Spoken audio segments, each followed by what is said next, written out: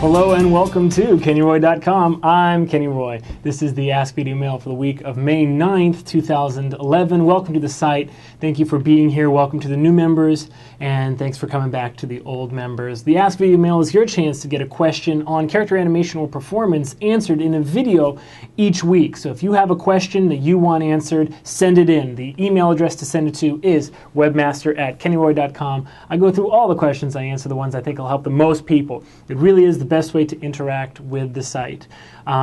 This has been a very crazy time for me lately. We're going through another studio move. I have a couple big projects coming up that are going to make it so that I can't stay in this space. I feel like I move like every 6 months, but it's good. It's all good. It's all good news. It's a good problem to have to not be able to do the projects that you're working on out of this space that you have. So growth is good, and I'm excited to do it, so that's very good news.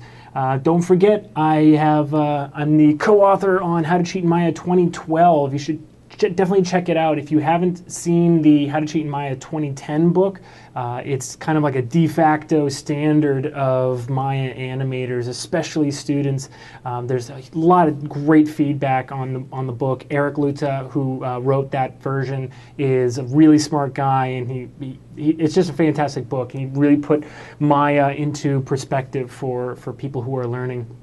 I just came in and just updated some chapters and wrote some new stuff for 2012.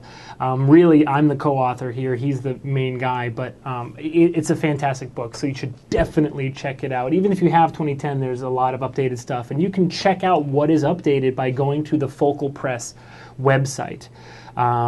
Google Focal Press and check out, they have a list of the chapters that are updated, and you can decide if you want to check the book out. I have it looks like I'm doing a speaking engagement for Autodesk at SIGGRAPH in Vancouver. So it will definitely be a great chance to hang out.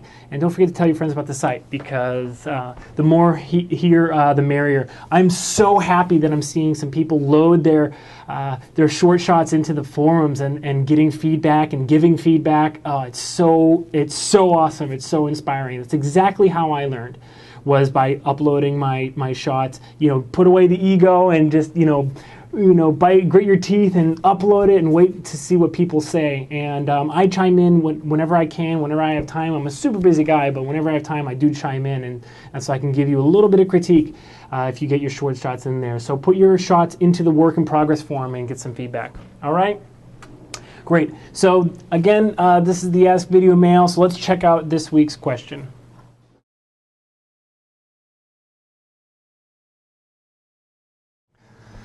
Okay, this question is so cool. The reason I love this question is because it actually applies to a lot of different things in animation, especially with subtle performance, and really actually with anything that has to do with the face.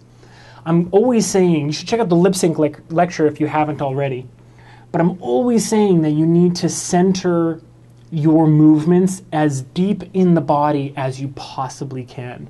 Now, why I say that is because we actually don't really watch what we're looking at the face. So we're looking at your eyes, we're bouncing between the eyes and going down to the mouth and reading the lips, but we're basically watching body language peripherally. And we get a sense of how the body is moving peripherally. Now, why that's important is because you can really screw up what the audience is paying attention to and seeing, and how realistic it actually looks by relying too much on the face. Okay, so for instance, the best case in point is laughing. Constantly see laughing keyed like this, ha ha ha ha. That's really weird, because laughing has nothing to do with your jaw or your lip position. It actually is pretty much a straight shot from your lungs out of your body. There's nothing constricting it, right? So you open your mouth, and then your lungs basically pronounce the laugh. Ha ha ha ha. And you see how my body has basically taken on the rhythm of the laugh. It's taken on the intonation of that movement. Okay, so it's the exact same thing with subtlety, like breathing when you're in a close-up. Okay, so I love this question because this animator asks, what's a good way to convey breathing when you're in a close-up? Well, the magic of this is, and kind of the trick is that you don't have to do anything different to make the breathing read in a close-up. All right, if you have everything kind of in place, like the mouth is opening, and then you're having the lungs, and you're centering that off screen, and you're actually, you might be zoomed in on the face, but if you're off screen, actually animating the whole body in a breath, then it will read, it will look good, and it will be picked up as subtlety in that close-up. Okay, so I just whipped up in 20 minutes here, just a little breath animation. I'll give you guys this scene. Okay, this is bloke. And so I keyed him pretty sparsely. It just has a little bit of overlap. Okay, very, very, very, very subtle. In fact, we could probably stand to go just a little bit more overlapped in the body. So what I'm going to do is I'm just going to change this. I guess it's rotate X, right? Yeah. Just going to drag this just 2 frames, and I'm going to make this one just a little bit bigger as well. And I'm going to make this one 2 frames later as well. Just see if we get a little bit more overlap in the body. Okay. So here we have just a very, very, very simple breath. It just breathes in and breathes out. Okay? And what I want to just show you is that when we move the camera in fact, let's actually create a camera that has, a camera gate on it so that we can actually get the full effect here. Just going to change it to a widescreen camera. There we go. I'm going to turn on my gates. And then I'm going to make the gate mask color totally opaque. Okay. So let's just move this in really close on the face. And you'll just notice, and when you first watch, when you first see this, you'll think to yourself, well, I know what's going on off screen. Well, yeah, maybe, but if you watch it over and over, you'll start to realize that it is actually the feeling that there's something off screen, like lifting him up, that actually makes it still look like a breath. I'm not going to dolly in so much. I'm actually just going to zoom in. Let's make it like a 90. Okay.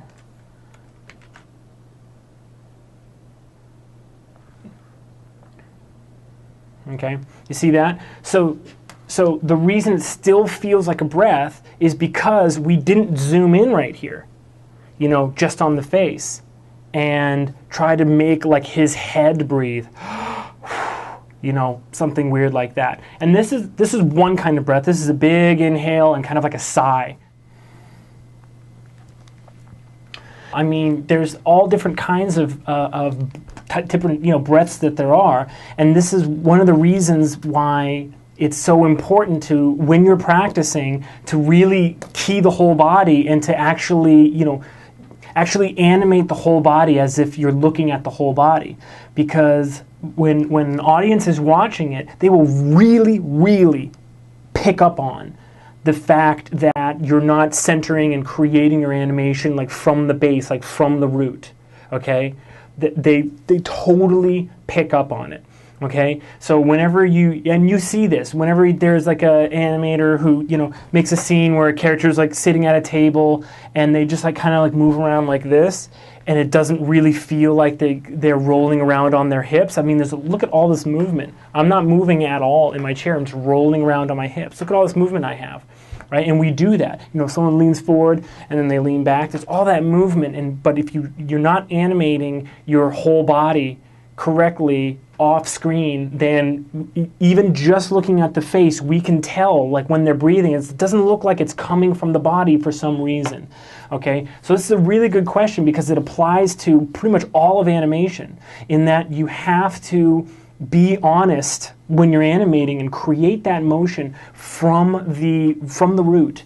and create it correctly. So I love this question. I'm going to throw this scene up. There's not much to it, but you can play around with the camera and see that, like, hey, it still looks like he's breathing when we zoom in, right? But we could never, ever, ever like do like subtle breathing, you know, just right here in the tiny little space. It wouldn't look right. Okay.